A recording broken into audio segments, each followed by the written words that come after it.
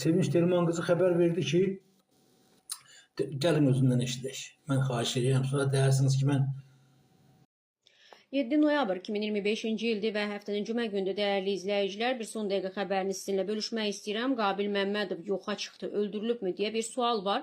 Sosial şəbəkələrdə söyüş bloqeri kimi tanınan Qabil Məmmədovun yoxa çıxdığı haqqında məlumat yayılıb. Axaraz xəbər verir ki, Qabil Məmmədovun həmkarları canlı yayımda ona zəng etdiklərini, ancaq onun cavab vermədiyini nümayiş etdiriblər.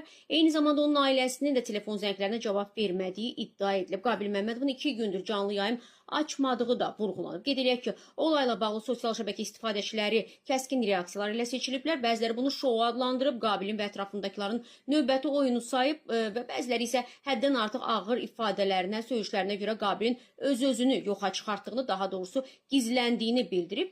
Və amma bəziləri isə, dostları isə, yaxınları isə son bir neçə saatda qeyd edirlər ki, hər şey qaydasındadır. İşləri ilə əlaqədar olaraq sadəcə olaraq efirdə görünmür. Daha bir maraqlı məqam isə Ramiz Mehdiyevə qarşı ittihamlar irəli sürülməsindən sonra baş verənlərdir. Və bəzi iddialara görə xaricdəki söyüş blogerlərinin maliyyəsi Ramiz Mehdiyev və prezident aparatının sabiq şöbə müdiri Əli Həsənov tərəfindən təmin edilirmiş. Hazırda bu sistemin ifşası ilə söyüşçülər də qeybə çəkilməyə başlayıblar. İndi görürük gedişat nəyə göstərəcək dəyərli izləyicilər, onu da növbəti xəbərlərlə sizin nəzərinizə çatdıracağıq təbii ki.